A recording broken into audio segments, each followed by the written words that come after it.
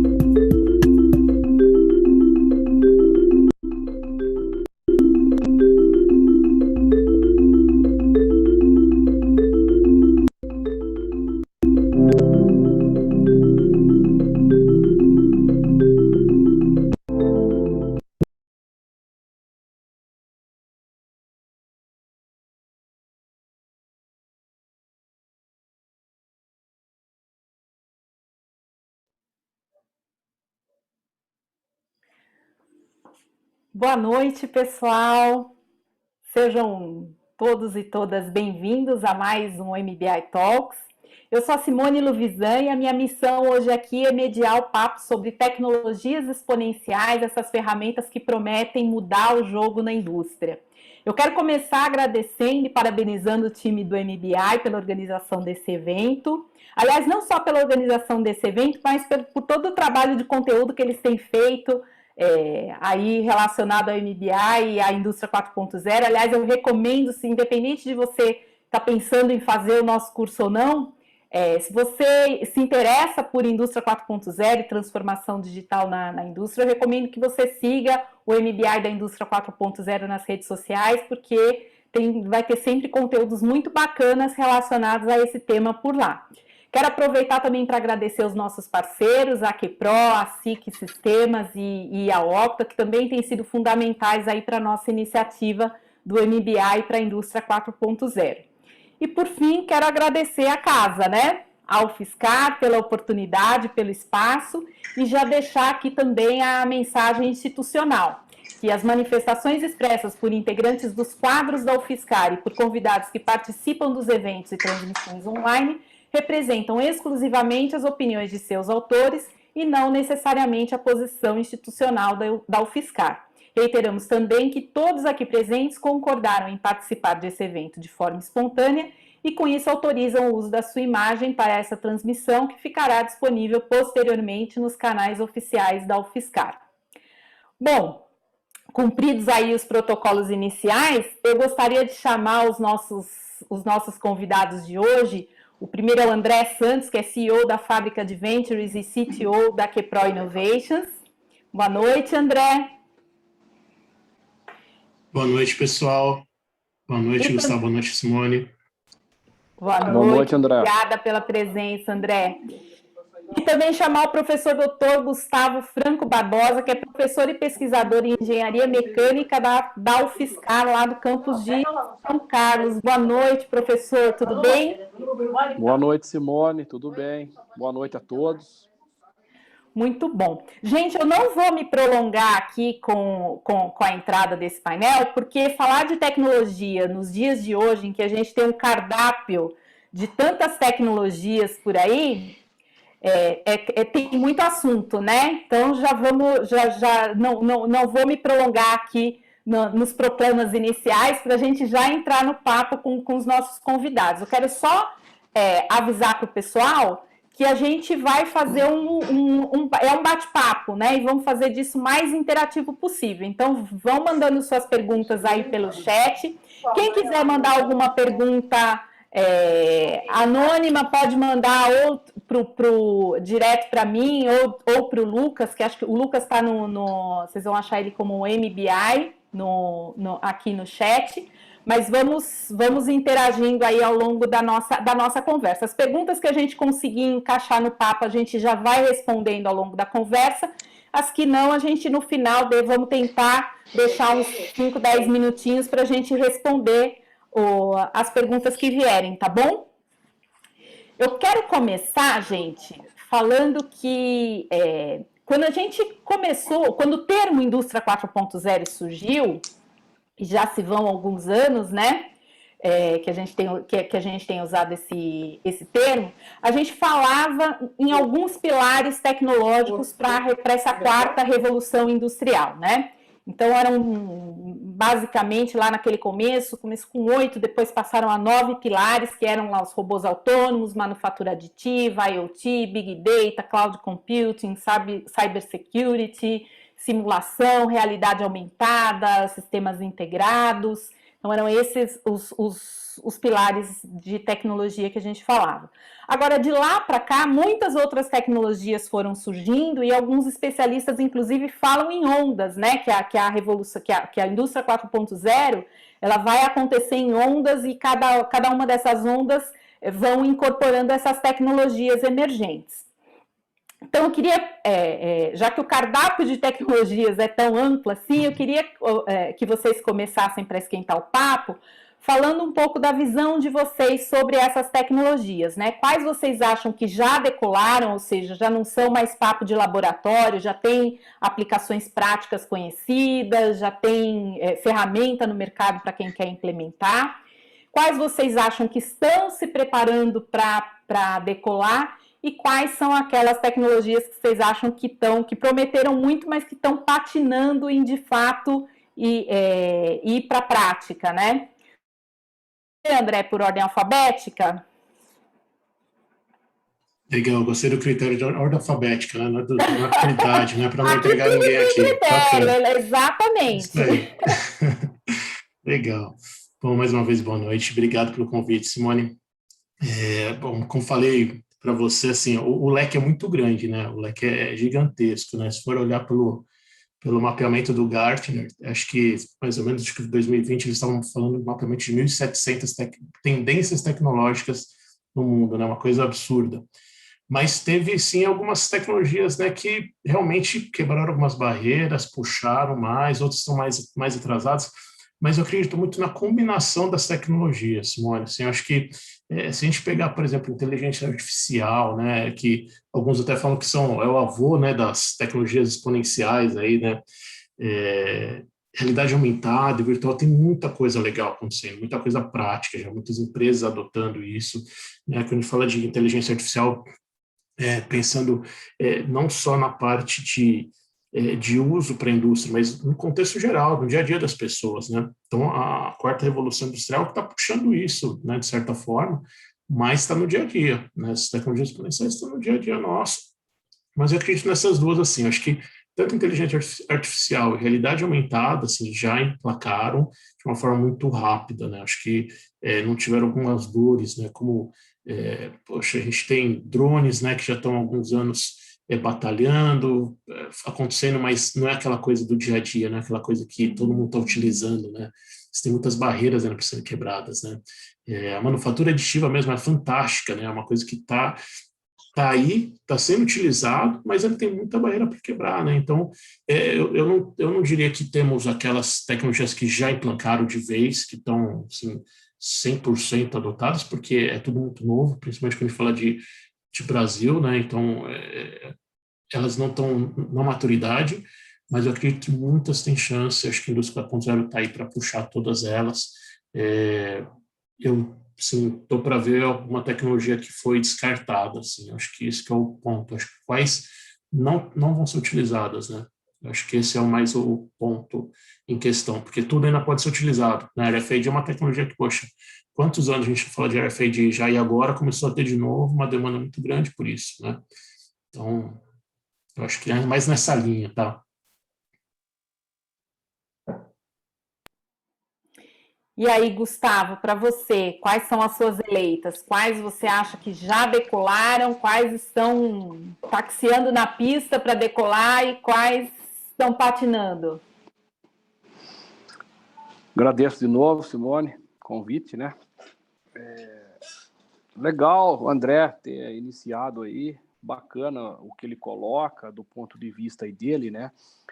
Mas eu vejo de uma outra forma. Quando a gente fala tecnologias, né, o que a gente tem que entender do ponto de vista mais científico, trazendo isso para o nosso ambiente, que a gente sempre tenta fazer o meio termo aí entre a ciência, a tecnologia aplicada. Então, a gente costuma classificar a maturidade dessas tecnologias. Então, por exemplo, você vai ter, se eu pegar a manufatura aditiva, por exemplo, né, a impressão 3D, que começou lá na década de 80, lá no finalzinho da década de 80, com prototipagem rápida, né? Eu me lembro que o primeiro contato que eu tive com essa tecnologia foi ali 2002, 2003, quando eu era o processista, eu era o engenheiro de processo de uma montagem de aeronave, então eu tive que fazer uma simulação da condição de uma instalação de uma bomba de combustível, né, no avião. Então a gente teve que usar a tecnologia para quê? Para conseguir verificar as condições de montagem. A gente já falava de manufatura aditiva lá atrás, né? Só que não tinha esse nome. Aí depois vem lá a classificação, ele entra lá, a norma, a STM cria a classificação disso, aí ele muda de nome, começa a falar de impressão 3D, manufatura aditiva, mas eu preciso olhar o quê? A aplicação para a área que você está utilizando. Então, se você for falar assim, aplicação de manufatura aditiva de peça metálica, né? Você vê que é um ponto que está em desenvolvimento. A gente até tem aplicações, mas em condição mais de protótipo, mais de tryout. Agora, se você fala de polímero, né, aí diferentes combinações, composições, blendas, já tem muito mais aplicação, né? Eu poderia falar aqui, mostrar um gráfico aí nos diferentes setores da indústria, e aí você consegue segmentar, né, e mostrar para cada setor o que tem utilizado tecnologia. Aí você vai entrar nas diferentes tecnologias, FDM, SLA, SLS, EBM. Então, assim, é importante sempre pensar na classificação da tecnologia com o grau de maturidade, com o nível de tecnologia que ela está sendo aplicada. Tá? Então, a manufatura aditiva a gente vê assim que é uma tecnologia aí que é sem volta, é uma coisa que todo mundo vai estar em contato de uma forma ou de outra. Até aplicações na área da saúde, né? A gente tem várias aplicações de novos materiais biocompatíveis, bioabsorvíveis, que serão utilizados para atenção à área da saúde, né? E a manufatura aditiva ela vem para agregar valor nesse segmento. Falando um pouco aí do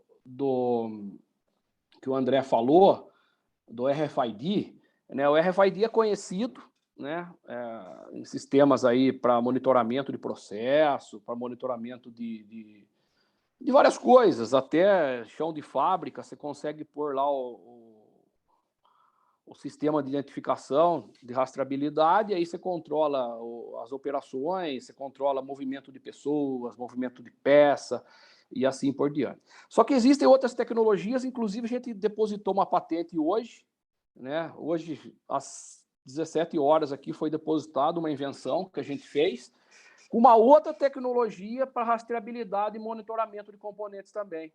Só que através de uma tecnologia que chama One Wire, né? Então é um fio Depois, quem tiver interesse, pode falar comigo, aí a gente conversa, eu mostro. Então, você começa a derivar diferentes tecnologias e aplicações para várias coisas que até então eram normais, mas que você hoje tem várias frentes. Porque a ciência, você começa a trabalhar, você começa a investigar, e aí você começa a entender que muita coisa, né, está disponível, só que o problema é que a maioria das pessoas não consegue ver a aplicação, não consegue ver. Você quer ver uma coisa importante também? A quantidade de dados não utilizadas. Então, você pega uma máquina no ambiente de fábrica. A máquina, por si só, máquinas aí, né, de 20, 10 anos, 15 anos, elas conseguem te fornecer uma quantidade imensa de dados, né? E aí, se você entra com o Big Data, né, você consegue extrair uma quantidade enorme de dados, você consegue trabalhar esses dados, e a partir dali, você tem uma fonte de informação com valor extremamente alto, que a maioria das empresas não consegue utilizar isso, né? Ela tem condição de extrair os dados para uma tomada de decisão, para uma análise estatística, para uma avaliação do processo, para uma gestão mais eficiente, e os dados não são utilizados, né? Então, se perde muito. Isso tem que ser feito. Hoje você tem algoritmos que você pode criar, você pode integrar sistemas. Então, é o que o André falou um pouquinho, né? Uma composição de coisa que você faz hoje. Então, eu diria que a manufatura aditiva, né, ela está em ascensão, claro, dependendo das aplicações e os níveis que você quer entrar e para qual segmento que você quer aplicar. A parte de robô, eu fiz uma palestra hoje de manhã para uma empresa, né, numa convenção de vendas, e aí eu mostrei um indicador que eu peguei ontem à noite do IFR, e você vê que a evolução da quantidade de robôs instaladas no mundo é crescente, né? Então, não tem mais volta, porque se você for olhar e avaliar o que traz de resultado, tanto técnico quanto financeiro, assim, faz muito sentido. E aí você consegue até ver as barrinhas por cor, né? Então, você tem as barrinhas lá azul, né? Você vê lá pessoal lá da Ásia. Aí você vê vermelho, Europa, e cinza, Estados Unidos. E você vê que a barra azul é mais que o dobro da vermelha e da cinza. Ou seja, a China, o Japão e a Coreia, eles estão aí como líderes da implantação de robôs. Como líderes, né? Então, assim, acho que o que fica dessa nossa primeira rodada aqui é que, assim, existe essa questão da maturidade que o Gustavo trouxe, né? A diferente maturidade das tecnologias, mas também a gente tem uma outra questão que é a maturidade no segmento, né? Na área. Quais foram as áreas que já conseguiram identificar o valor, identificar a aplicação daquela tecnologia na sua área? E aí, talvez, até compartilhando aqui com quem está nos ouvindo, que de repente também está nessa busca e nessa jornada de trazer tecnologia para o seu negócio, um caminho bacana é olhar para essa área em que você está e que você está buscando evoluir, para aquilo que está acontecendo nessa área, né?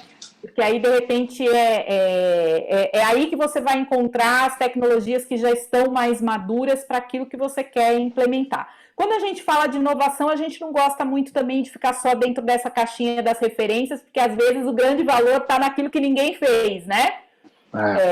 É só que a gente sabe que na prática a gente tem que sempre equilibrar essa busca pelo completamente novo, pela viabilidade da gente implementar e implementar dentro de tempos e custos que são viáveis para a sua operação, e aí as tecnologias mais maduras e processos mais experimentados às vezes também são um bom caminho, né? Então acho que esse é um blend que a gente acaba tendo que buscar para viabilizar os projetos na prática, né? Isso aí. Só complementar uma coisa, Simone, o professor falou muito interessante. ao longo dessa jornada, não vamos falar anos aqui para ninguém revelar a idade, mas a grande dificuldade é você convencer a adoção através da aplicação, né? Então a gente até procura trabalhar muito, né? Você não separa, mas existe a ciência, tecnologia e aplicação, né? E esse convencimento da indústria, das empresas, de ver, enxergar a aplicação é uma barreira muito grande, que é uma grande dificuldade que a gente tem, né? De convencer o empresário, convencer aquele gestor, falar, peraí, vamos embarcar uma tecnologia nova, vamos fazer uma aplicação nova, que isso vai ter um retorno financeiro. Isso demanda o quê?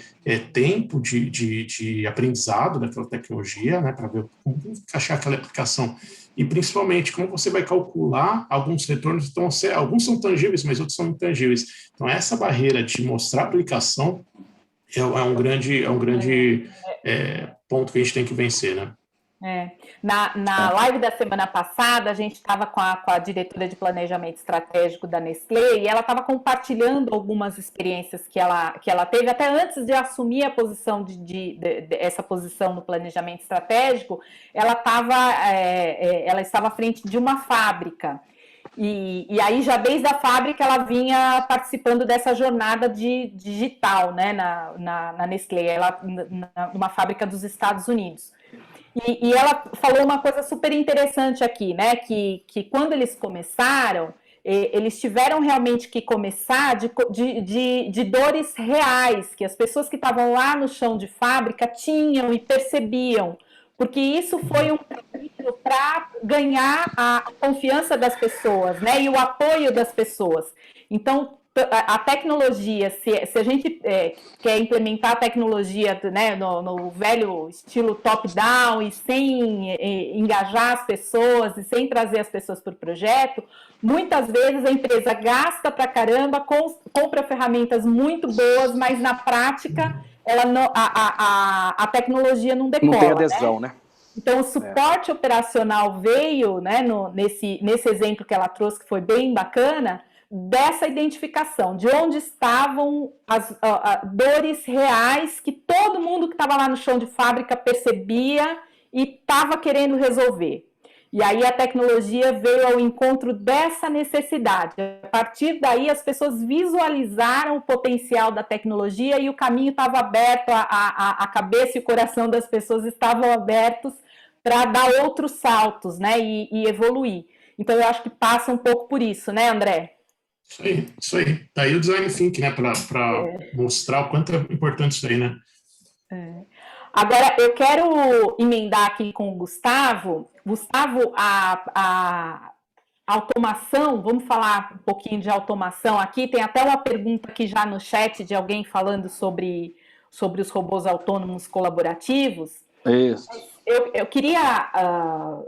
Gustavo, falar um pouquinho, porque quando a gente sabe que na indústria 4.0, essa questão da automação, ela avançou, a robótica avançou muito, né? Com os próprios robôs autônomos, como a pessoa aqui no chat perguntou, deixa eu ver quem foi o Rogério, perguntou para a gente no chat. Mas também a automação avançou pela combinação com outras tecnologias, né, como a inteligência artificial, o IoT, né, os objetos da fábrica conectados.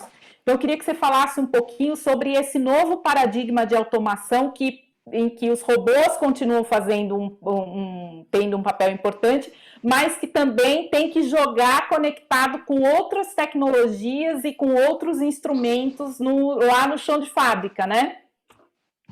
Exatamente, Simone. Essa pergunta aí do Rogério é bacana, né? E faz todo sentido, porque é aquilo que você falou. A gente não consegue trabalhar, o André tinha iniciado, já falou alguma coisa a respeito, mas assim, você não trabalha assim, vou falar de robótica móvel, que o drone é um robô móvel, né? Como o AGV é outro, né? E tem vários. Agora, se eu falo em robótica autônoma, eu vou ter que ter uma ciência de dados ali. Eu vou ter que ter uma informática ali, vou ter que ter um algoritmo desenvolvido para. Então, a gente sempre tem que pensar no design for. Para que eu quero? Eu vou projetar um sistema robotizado, inteligente e autônomo para. Então, o que a gente tem feito no nosso grupo de pesquisa na universidade? A gente tem até publicado trabalhos nessa seara aí, de ter sempre alguém da computação, porque a gente é chão de fábrica, a gente é indústria, a gente é processo, a gente é manufatura, a gente é automação, né? Então eu posso ir lá e comprar um robô industrial convencional ou até mesmo colaborativo, que já veio com sensor de impedância, ou seja, você não vai ter mais aquele problema inerente à segurança, porque o robô convencional você tem que colocar ele numa fence lá, né? Colocar ele dentro do enclausurado para que, né, não tenha acidente. O robô colaborativo já não. Só que, para fazer de forma autônoma, você precisa de uma inteligência ali. Então, o trabalho multidisciplinar, colaborativo, de várias pessoas, né? Então, é o que você falou, Simone, você não consegue fazer um desenvolvimento se você não integrar dentro da empresa diferentes departamentos, né? Então, o desenvolvimento daquele processo automático, daquela automação, daquela robotização, qual que é a grande sacada? Você envolve desde o operador do processo, porque queira ou não queira, o operador é o que mais sabe do processo. Ele está ali toda hora. Ele fica 8 horas no pé da máquina tirando peça. Então, ele sabe por que a máquina para, por que vaza o óleo ali, por que sai refúgio dado momento. Então, se você não for amigo dele, não trabalhar com ele, você tem uma grande chance aí de não ter sucesso. Então, a primeira coisa, envolve quem tem que envolver. Traz ele, mostra para ele, não por tarefa, mas por objetivo. Qual o objetivo dele estar na equipe? O que ele pode agregar com o background, com a experiência dele, né? E aí você envolve mais gente, você envolve as áreas pertinentes que são necessárias para fazer isso. Então, a gente vê as empresas aí que procuram a gente para consultoria, para fazer alguma colaboração. O mecanismo, né? Não é o foco aqui hoje, mas assim, é justamente por isso, né? As empresas, muitas delas, elas não têm o tempo ali de segregar uma equipe ou separar pessoas para desenvolver algo novo, para tornar uma automação inteligente, uma automação, né? Uma automação autônoma. Então, as tecnologias estão disponíveis para todo mundo. Agora, qual que é o ganho? Qual que é a sacada? Qual que é a inovação, né? E a gente sabe que inovação ela tem que gerar dinheiro. Porque senão não é inovação, né? Você investe dinheiro na pesquisa, né? Você investe dinheiro para gerar conhecimento e esse conhecimento tem que gerar receita. Esse é o fluxo da inovação, se você olhar. Então, essa visão ela está mudando aos poucos aqui no Brasil. Isso lá nos Estados Unidos e Europa já se faz há muito tempo, né? Essa aproximação aí, ó, da indústria com a universidade, da empresa com a universidade, justamente para quê? Para ganhar, para desenvolver algo que vai gerar lucro. É o que a Simone falou. Muito gestor não acredita, né, Simone? De colocar uma automação, de colocar algo novo. Por quê? Porque não tem essa aproximação. Então, a gente vê, assim, a integração de sistemas, que se eu fosse olhar, que nem você comentou aí no comecinho, olhar os pilares da BCG, que eram 9, né, isso tem mudado, tem evoluído, mas a integração de sistemas é uma coisa que faz todo sentido. Então, você vai integrar o sistema robotizado com o sistema computacional, aí você pode pôr um aprendizado de máquina, que é o machine learning, redes neurais, você cria uma solução customizada para a aplicação específica que aquele demandante, aquele usuário da empresa quer. Então, você cria para eles, fala design for. E aí poderia entrar numa outra seara, design for manufacture assembly, design for excellence, que é onde o X é o atributo que você quer escolher, e aí vai longe. Eu não sei se eu respondi, mas é o que o Rogério falou, né, Rogério? Eu acho que é fazer a necessidade que você precisa. Aí acho que tem outras perguntas aqui, Simone. Passo para você a palavra como moderadora aí, ó. Vamos seguindo aqui o barco. Eu vou colocando aqui, vou tentando colocar aqui no meio da Simone, conversa, você vai tá, pessoal? Que eu não... vai colocando ordem aí que a gente vai falando. Exatamente, gente. Vocês viram que aqui o povo aqui gosta de falar. Eu, inclusive, né? Aliás, eu, como nesse papel de ser timekeeper, gente, quem deixou isso acontecer não tem o menor juízo. Mas vamos em frente. Gustavo, a gente começou a falar um pouquinho, né? Acho que a gente está falando de automação e, como o Gustavo falou, né? A automação, o que eleva o nível da automação agora, porque a automação também não é uma coisa da indústria 4.0, né? A gente, como o Gustavo bem disse, a gente já tinha em outros momentos, mas o que eleva a automação ao nível da indústria 4.0, por um lado, é essa combinação com outras tecnologias e a possibilidade de desenhar soluções específicas para problemas específicos, como o Gustavo também falou, né? Esse desenho da solução específica para alguma necessidade, o que no passado era muito mais difícil, porque as tecnologias eram mais limitadas, né? Era tudo mais duro. Hoje em dia você tem uma flexibilidade, uma possibilidade de fazer soluções muito customizadas, e isso é bem mais viável. Agora, um outro grande aliado da automação é a coleta de dados ao longo do processo da manufatura, né? Porque também sem essa inteligência de dados do que está acontecendo lá na linha de produção, essa possibilidade de automação também fica bem reduzida. Então, eu queria que você falasse um pouquinho sobre essa questão de coleta de dados ao longo do processo de manufatura, que também não é um problema novo, é uma coisa que a gente também já vinha desde lá de trás, né? A gente tem as chamadas tecnologias AIDC, né? Que são aquelas tecnologias de identificação automática de objetos e coleta dos dados sobre eles. Dentro desse grande guarda-chuva desse tipo de tecnologia, a gente tem os códigos de barra, o próprio RFID, que já foi falado aqui. Então, eu gostaria que você falasse um pouquinho aí na tua experiência, como você tem visto a evolução dessas ferramentas que coletam dados e aí alimentam a automação e a inteligência na indústria 4.0, e qual tem sido a sua experiência em implementar essas tecnologias? Eu sou da época, Simone, lá da raiz, né? Então, eu sou da época lá, desde a época quando eu era estagiário de engenharia, no terceiro ano de engenharia, fui fazer meu primeiro estágio lá em Rio Claro, né? Numa empresa. Depois ela se tornou uma empresa francesa. Então, empresa na época de fabricação de produtos cerâmicos, né? Então, hoje ela é uma multinacional da rede da Saint-Gobain, se eu não me engano. E aí eu fui fazer estágio de engenharia sem remuneração, porque tinha que aprender, né? O meu foco era, falei, vou ficar aqui em Rio Claro 3 meses, de dezembro a março, então eu quero aprender um pouquinho de como vai ser minha vida na fábrica, como engenheiro, né? Estou fazendo engenharia mecânica, vou me formar. E aí, o primeiro contato que eu tive, né, no chão de fábrica, o primeiro eu fiquei na fábrica, olhando os processos, aprendendo usinagem de cerâmica, muito legal, aprendi demais, né? E aí tive o primeiro contato com coleta de dados, só que manual. Você vai preenchendo.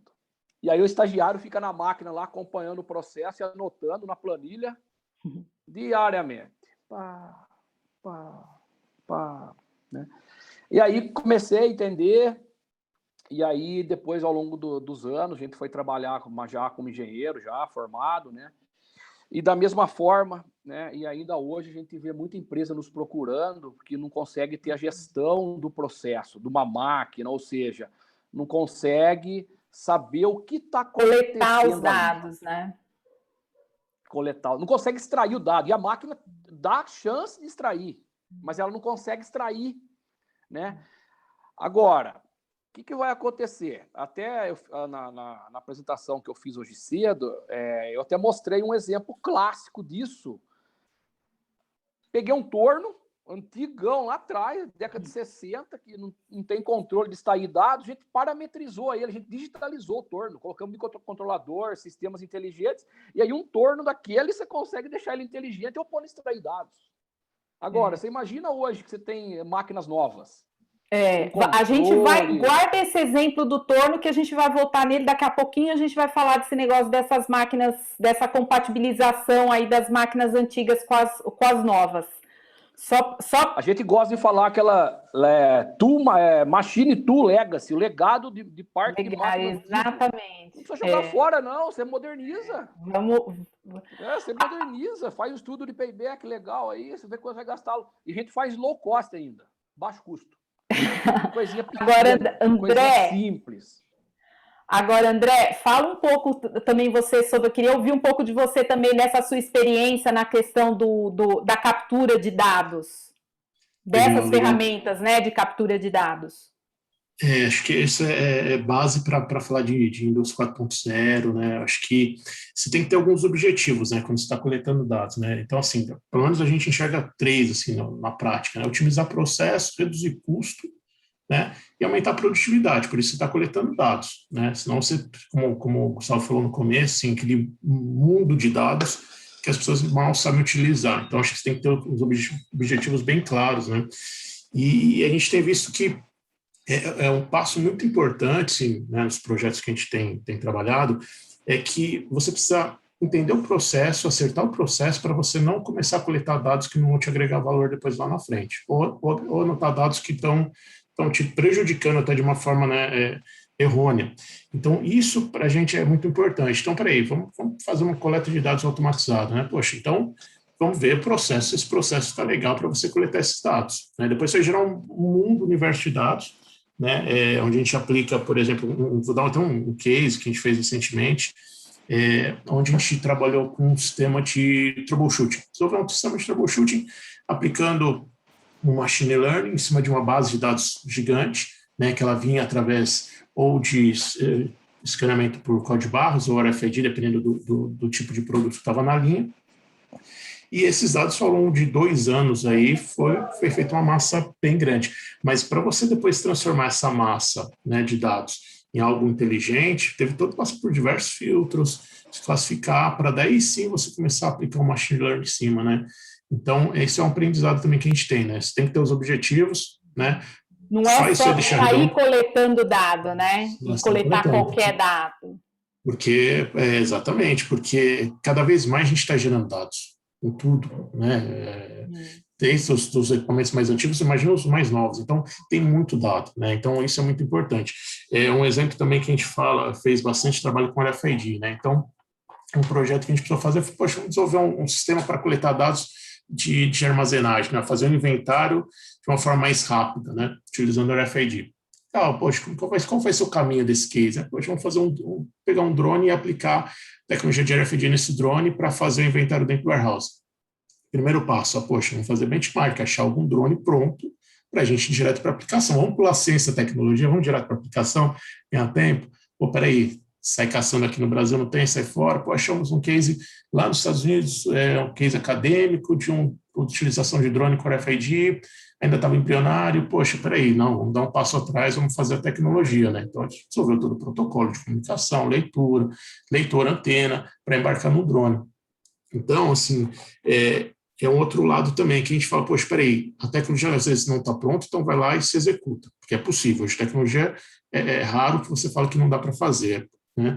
Mas aí você também tem que depois ir para um outro lado. Fala, peraí, será que o que eu vou coletar está preparado para me dar esses dados, né? Vai me fornecer esses dados? Então, na hora que você começa a fazer um inventário, peraí, esses pallets têm informação, esses têm tag de RFID, outros não, uns têm código base, né, sendo utilizados, outros não. Então, essa padronização na empresa, na indústria, é muito importante, né? E isso, ao longo da vida, a gente percebe que não era tão, assim, tão preocupante, mas não estava tão Não estava tão resolvido, né? Não estava tão resolvido porque você não estava usufruindo desses dados de uma forma mais inteligente. Então, esses são alguns pontos que a gente foi percebendo ao longo do tempo, que agora já se sabe que é possível, as empresas entenderem o recado, pode se utilizar, tem muito dado por aí, muitas tecnologias que ajudam nisso aí, os beacons, os diversos sensores, né, que estão te dando dados. Então, agora é fazer inteligência em cima disso e aplicar de uma forma que te traga valor, né? Agora eu vou emendar aqui 2 perguntas que estão no chat, André, mas a gente vai tentar ser rapidão aqui, hein, na resposta. Primeiro, o Pablo está perguntando para a gente assim, quais os 3 motivos para coletar dados.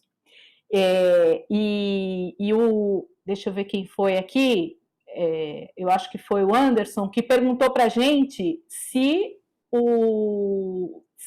ainda tem muito dado sendo coletado manual, né? Ou se a gente se você vê a coleta de dados totalmente automatizada. Legal. Acho que, assim, os 3, né, pelo menos eu enxergo os 3 motivos: otimização de processo, redução de custos e aumento de produtividade. Eu acho que são os fatores que são os determinantes, né? Tem muitos outros benefícios, né? Então, poxa, você vai começar a acabar com falta de estoque, você vai poder ter controle de validade dos produtos, né, que estão expostos, você vai poder melhorar a cadeia de suprimentos, você vai ter informação do produto, da coisa, onde que ela está, como ela está sendo consumida, se está acabando, se não está, ou seja, a eficiência vai ser muito grande, né? Mas, sim, sobre a coleta de dados manuais, ainda existe bastante, né? A gente está numa indústria que, a gente fala de indústria 4.0, mas a gente tem muita indústria ainda, né, que mal chegou na indústria 3.0, né, que mal tem automação, então ainda a gente tem bastante casos de chegar e falar: opa, peraí, como que você coleta esses dados? É como o professor falou, como o Sal falou, no papel, anotando, no máximo pega né, já modernizou, põe uma planilha de Excel do lado e sai digitando. Então ainda tem bastante disso, a gente vê frequentemente, não é raro isso. Agora, e aí, André, só complementando, desculpa interromper. Vai, desculpa de interromper, Simone, só complementando rapidinho o que o André está falando, né, André? Você tem 2 chances de erro, né? A primeira de transferir, de anotar o dado errado, essa é a primeira chance. E a segunda, transferir para o Excel, errar na digitação, né? Exatamente.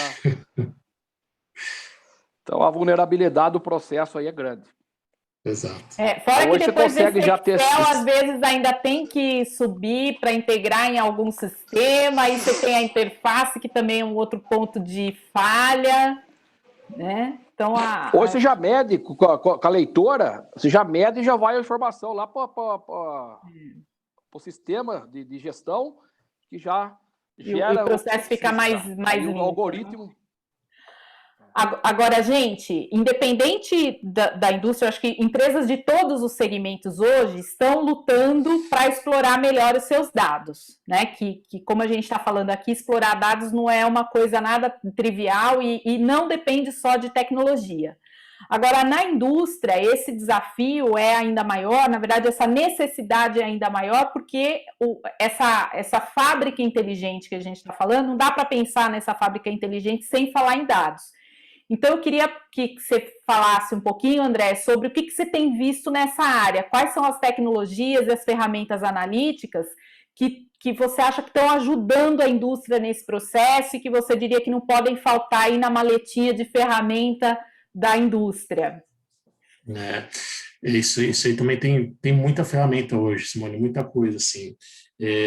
O que a gente percebe, tem visto cada vez mais, assim, essa parte de analytics através de serviços, não simplesmente comprando ferramentas e implantando dentro da empresa. Isso dá uma escalabilidade muito grande, uma segurança muito grande, né? Então, tem grandes empresas fazendo isso, a SAP é uma delas, que tem ferramentas excelentes para isso, e também tem startups que estão voando com isso aí, voando. Aqui em Sorocaba mesmo a gente tem uma startup que está indo super bem, focado em análise, inteligência de dados, que ela coleta de máquinas, ou seja, qual a produtividade das máquinas dentro da minha linha de produção, né? Como que ela está operando, se ela está tendo uma boa performance, se não está, se precisa fazer manutenção, se precisa, se não precisa, né? Então, tem muita ferramenta, isso é fato, né? Eu acho que muitas estão adotando muito a parte de serviços, né? Usando analytics através de serviços, não implementando a própria ferramenta, porque às vezes é custosa e você não sabe qual vai ser o resultado, se vai ser tão rápido, né? Então, acho que é uma tendência muito boa, mas eu acredito muito que a manutenção de máquinas hoje na indústria, falando na indústria, né, é uma ferramenta que precisa ter, né? Acho que as empresas precisam olhar com mais carinho, porque te dá ganho financeiro imediato, né? Na veia, como que a gente fala, né? Agora, Gustavo, nem só de tecnologia se faz inteligência analítica, né? Como a gente você já começou a falar agora há pouco, né? Então, a gente tem visto aí, não só na indústria, eu que trabalho muito com essa questão de dados, a gente vê muitas empresas que mesmo depois de fazer grandes investimentos em ferramentas digitais, em tecnologia, fazer grandes projetos para coletas de dados e reuniram aquele data lake enorme e acham que o data lake vai resolver todos os problemas enfim, vai permitir aí que todo mundo sai. Eu brinco, falava, implementamos o Data Lake, imaginamos que no dia seguinte estaria todo mundo pescando dados lá no lago, né? E aí a gente vê que isso na prática não acontece, né? Essas empresas, mesmo depois de todos esses projetos e todos esses investimentos, continuam com muita dificuldade para analisar dados, em função de outros fatores que não tem nada a ver com a tecnologia, né? A cultura de dados na empresa, né? De tomar decisões baseadas em dados na empresa, as competências da equipe para analisar esses dados e gerar insights e análises aplicadas a partir desses dados. Então, eu queria que você falasse um pouquinho como é que você pensa que a gente pode avançar nessa questão, né? A empresa lá na ponta consegue avançar nessa questão. Que dica que você daria para o profissional que busca se desenvolver nisso ou desenvolver a sua equipe nisso? Excelente pergunta, Simone. Eu acho que o que você falou aí, mais uma vez, a gente consegue responder isso através da integração de sistemas, né? E o trabalho em equipe, multidisciplinar, e o porquê daquilo. Então, a gente tem que, primeiramente, entender o porquê se quer coletar dados, qual o objetivo daquela coleta, o que vai agregar, o que o usuário, o gestor, o líder ou o engenheiro quer ver com isso, né? Então, é o que você falou, não adianta ela colocar um lago lá, de dados, lotado de coisa lá, só que até que ponto aquilo vai ser útil para o foco final daquilo. Então, o que a gente tem feito, a gente tem instruído, e até também tem várias frentes de trabalho, de aplicações, é usar o critério. Qual critério você vai usar, né, para aquilo? Você pode usar um critério multidecisão. O que vai decidir se eu tomar decisão? Com base nisso, aí tem ferramentas aí, né? Você pode usar machine learning, por exemplo, e aí você faz um critério, um multi-decision criteria, ou uma lógica fuzzy. De repente você vai fazer algo que você não consegue medir, que tem uma certa subjetividade, então você tem que saber usar isso para aquilo que você quer, porque nem tudo é tangível. Muita coisa é intangível. Muita coisa você ganha o jogo, mas você não consegue mensurar. Então, você tem que saber como você vai minerar esses dados, para que você vai utilizar e como você vai utilizar. E qual ferramenta você vai aplicar, né? E aí, dependendo, é caso a caso, né? Não existe uma fórmula, uma receita mágica lá que se aplica para todo mundo. Não tem. É caso a caso. E até emendando aí, a gente tem o Pablo aqui comentando também que ele tem um caso, acredito que na empresa dele, né, que tem um sistema de coleta de dados, mas pouquíssimas pessoas têm conhecimento da ferramenta ou usa no dia a dia. E aí, acho que a gente tem uma questão nessa especificamente falando sobre dados, que acho que é um desafio para todo mundo, né? Que é o desenvolvimento do que a gente chama de data literacy, a alfabetização em dados, né? A gente saber falar e interpretar o idioma dos dados. A gente tem que lembrar que dados, da maneira como a gente tem hoje, é uma coisa relativamente nova. Então, nós profissionais que já saímos do banco da escola há algum tempo, né? Pouco tempo, né, Gustavo? Porque a gente estava ontem na graduação, que a gente é jovem. Mas o André, que é mais velho, que saiu há mais tempo. Mas nós que já saímos... Nós que já saímos do banco da escola há algum tempo, não fomos formados para isso lá atrás. E, na verdade, muitas vezes os profissionais que estão hoje nos bancos da escola também ainda não estão sendo formados para essa realidade. Porque essa realidade está se desenhando hoje. Então, as competências, as habilidades que a gente precisa para falar esse idioma de dados, elas estão sendo definidas agora. A gente tem uma pesquisa, eu inclusive estou participando de uma pesquisa agora, em que a gente está buscando mapear as competências do Data Literacy nos diferentes perfis de uso de dados que a gente tem. Então, assim, acho que a primeira questão que a gente precisa é admitir que nós estamos num momento de formação de todos, de formação dos líderes, de formação das equipes técnicas, e aí entender que o que a gente precisa fazer para mudar essa situação que o Pablo estava colocando aqui, que é a situação que a gente vê em muitas empresas, é uma combinação de competências que a gente tem que desenvolver. Então, tem a tecnologia, a gente tem que se informar as pessoas para usar a tecnologia, aquela ferramenta que a empresa adotou. A gente tem que ajudar também na formação de modelos estatísticos. Isso tudo vai depender muito de qual é o tipo da aplicação, né?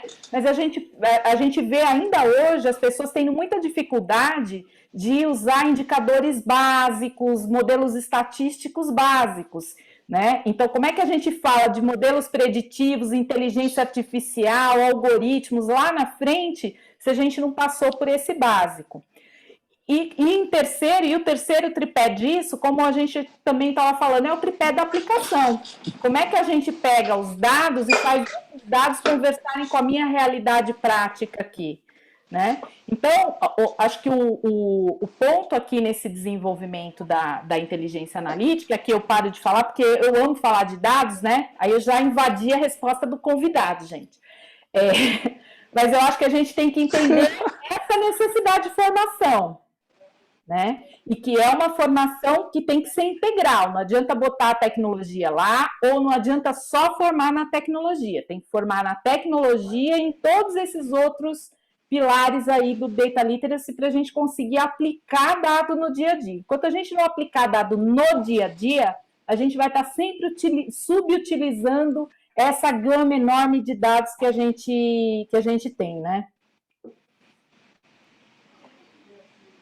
Perfeito, isso mesmo, Simone. Legal.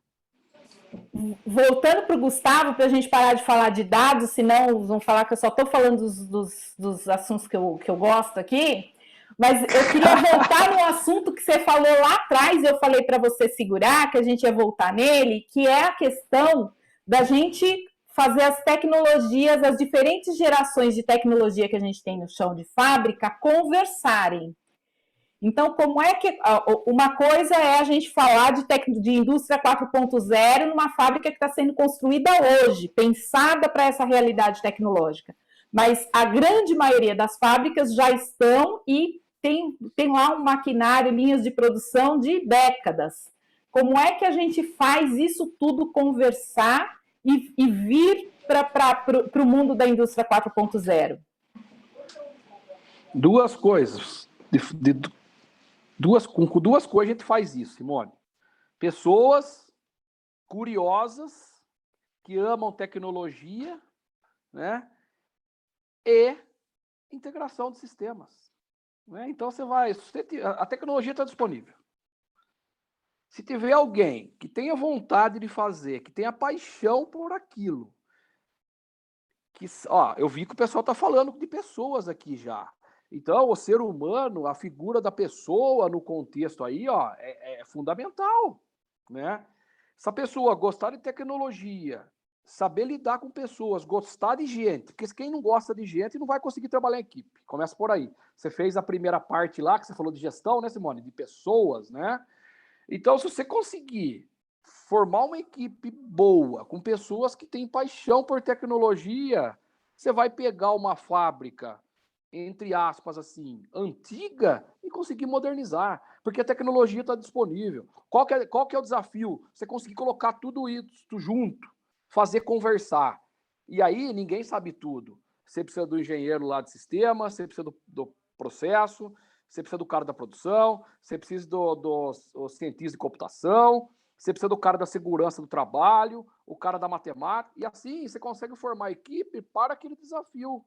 E a tecnologia você traz, né? Por que muitas empresas, alguém comentou aí, né? Eu li alguma coisa aqui, comprou o pacote lá do mercado, trouxe e não funcionou, deu problema, gastou muito com a tecnologia. Porque não houve uma integração de sistemas, né? Não fez conversar a tecnologia com a real necessidade do sistema de manufatura. Né? Então, a gente sabe que hoje, você consegue deixar uma máquina da década de 60 inteligente. Você consegue monitorar uma impressora 3D na sua casa, no seu celular.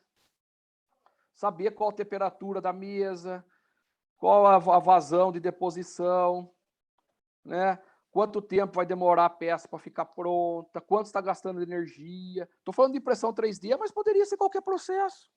A gente fez um tryout com uma empresa, na realidade a gente pintou uma peça aqui no Brasil, processo robotizado, né? E o pessoal lá dos Estados Unidos acompanhou em tempo real. Então a gente consegue trabalhar desse nível já, né? Integrando sistemas. Ah, o que está fazendo? Mágica? Não, não faz mágica, só integra sistemas. Você pega a tecnologia, traz ao seu favor, coloca pessoas, tem que colocar a pessoa certa, no lugar certo. Não adianta pegar um cara que gosta de fazer projeto mecânico na frente do computador para ele fazer gestão de projeto, que ele não vai fazer. E vice-versa. Não adianta pegar um cara que gosta de gente e mandar ele fazer a atividade na frente da cadeira, na frente do computador. Não adianta. Aí cabe ao gestor, cabe ao líder colocar as pessoas no local certo. Isso vale para as empresas, né? Então, se conseguir fazer uma gestão bacana, atrelada à tecnologia, né? Alguém falou aqui atrás, ó, só para tentar responder, não lembro quem foi, já perdi aqui, mas assim, se conseguir integrar tudo isso, né? Trazer para a necessidade, você consegue pegar plantas aí antigas e fazer algo novo, né? E mais que isso, dá para fazer a baixo custo, porque tem muita coisa barata hoje. E acho que eu gostei muito do exemplo que você trouxe lá como que era? Acho que foi de um torno que vocês fizeram, o exemplo da sensorização que vocês fizeram numa máquina antiga. É isso. E eu acho que esse olhar a gente tem que ter também, né? Acho que é uma mensagem que a gente deixa aqui. Isso é possível, gente. Não é simples. A gente sabe que às vezes alguém falou aqui, acho que foi o Carlos, falou também do desenvolvimento de APIs, né? Então, a gente sabe que dependendo das tecnologias, a gente tem gerações diferentes de tecnologia hoje em muitas fábricas, e aí não é uma coisa simples, nem sempre é nativo conseguir fazer tudo isso conversar. Mas hoje em dia é possível, e como o professor Gustavo falou, a gente já tem alternativas no mercado que tornam isso, inclusive, financeiramente viável. Então, acho que é colocar, como o Gustavo disse, todo mundo junto para conversar, todo mundo junto para trabalhar, para entender o que faz sentido ainda dentro da fábrica, para tentar trazer para essa base da indústria 4.0, porque de repente isso é um caminho viável, né, mais viável para muitas empresas do que sair trocando lá todo o parque fabril, que a gente sabe que nem todo mundo tem grana para isso. Então, acho que essa é uma mensagem importante que eu sempre gosto de falar, né? É claro que se a gente pudesse colocar, todo mundo sair colocando máquina nova, construindo estrutura industrial nova, seria maravilhoso, mas isso não é a realidade.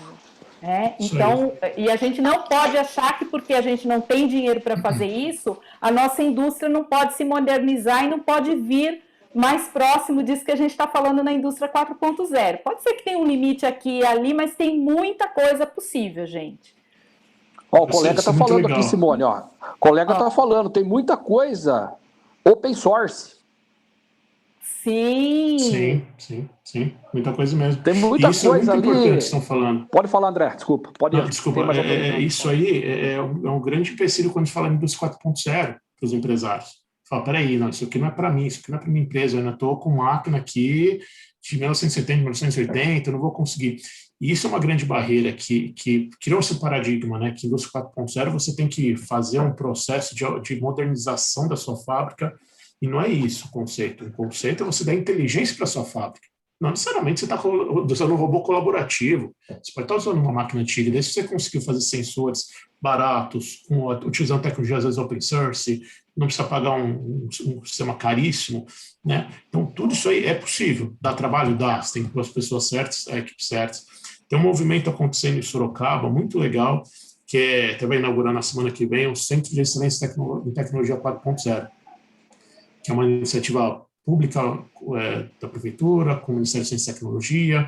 E isso, qual é o foco desse centro? É você fomentar e capacitar todas as empresas que estão em torno para as grandes empresas. Então, ou seja, você precisa formar pequenas empresas para trabalharem com a indústria 4.0, para desenvolverem tecnologias dos 4.0 de forma barata e acessível, para que as grandes ou até as médias consigam usufruir disso e consigam implementar. Então, é um caminho muito... Não tem volta, acredito nisso, mas esse caminho é muito importante que todos entendam que é possível, né? Agora, emendando nisso que você está falando, André, como é que você vê o caminho, assim, o papel das startups em ajudar a indústria em fazer esse processo? Você acha que as startups estão alertas também estão atentas também a essa demanda da indústria, ou estão trabalhando mais no desenvolvimento de novas tecnologias e não estão atentas a essa demanda da indústria em fazer essa transição, essa conexão com os seus legados? Sim, uma boa pergunta, Simone. É uma das frentes que eu tenho trabalhado bastante, né, que é a conexão de startups com indústrias, né? Isso faz parte da Fábrica de Ventos, do Space Coworking, a gente tem trabalhado forte nisso. As startups, elas querem sim e estão preparadas para ajudar com tecnologia, mas é um caminho de duas mãos. Você também precisa capacitar e fazer com que a indústria, as empresas entendam como lidar com as startups. Não adianta só a startup estar preparada para isso. São duas mãos que você tem que trabalhar, né, porque é muito comum a indústria, a grande empresa falar, startup, vem para cá, você tem uma tecnologia muito legal, traz aqui de baixo, vamos fazer um case e isso vai ter futuro. O que acontece? A startup está ali apostando todas as fichas naquilo. Ela fala, pô, tirei a sorte grande, vou entrar numa grande indústria, vou levar uma tecnologia. Só que a grande indústria, a grande empresa, ela não tem um foco muito, né, não é o foco dela manter aquele startup, ela está tocando o dia a dia. Né? Então, isso é um grande perigo que a gente trabalha. Falar, poxa, como que a startup consegue falar a mesma língua da indústria, né? Consegue entender o time to market, consegue entender a urgência das coisas, a seriedade que tem que ter algumas ações, para você conseguir emplacar lá dentro. Mas sempre entendendo que a indústria também tem que aprender a lidar com startup. Ela não pode simplesmente falar assim, vem para cá, né? É uma coisa mais comum que tem. Faz uma POC para mim, faz uma prova de conceito, sem botar dinheiro naquilo. Então, a gente fala que é um veneno absurdo, porque a startup está ali contando moedinhas para poder fazer o negócio. De repente, aplica um ano de trabalho ali para aquele gestor, de repente mudou de cargo, foi demitido, a empresa falou, peraí, o que é isso que está acontecendo aqui dentro?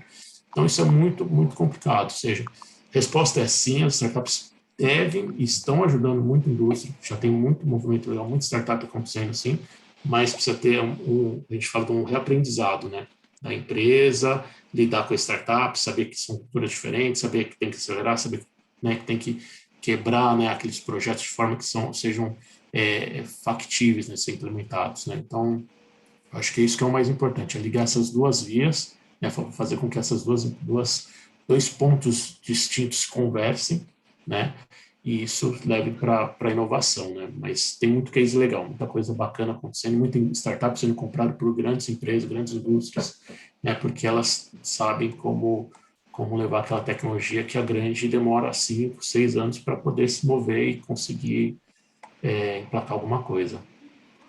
É muito, muito bacana. A gente teve até um comentário aqui do Wesley que eu achei super legal, falando que parcerias é fundamental, né? Independente do porte da empresa. E a gente fala muito isso quando a gente discute transformação digital, né? Uma das questões que são fundamentais para a transformação digital são as parcerias, porque o mundo digital hoje, assim, ninguém vai conseguir ser bom em tudo, né? Então, assim, a gente vai ter que aprender a trabalhar em parceria e a gente vai ter que ressignificar a parceria, que acho que é um pouco isso que você está trazendo, né, André?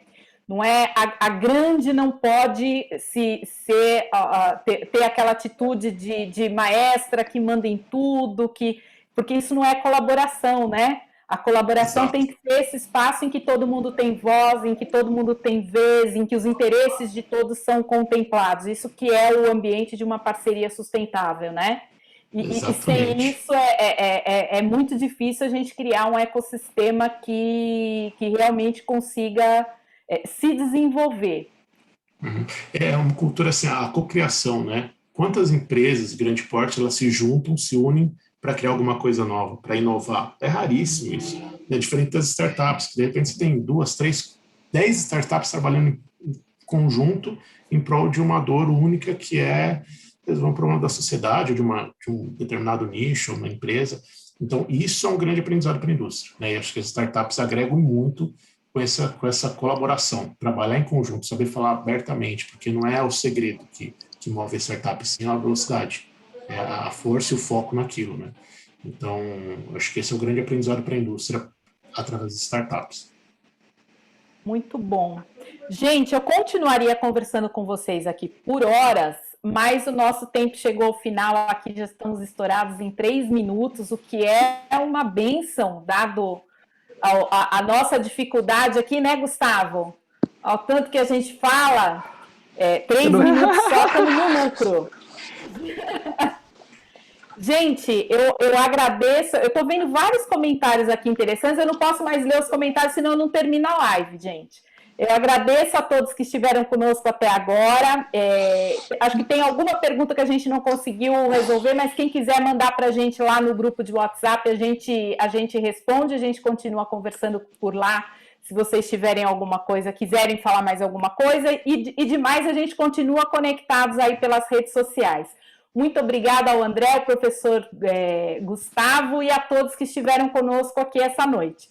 Uma boa noite e até a próxima. A próxima vai ser daqui a 15 dias, tá?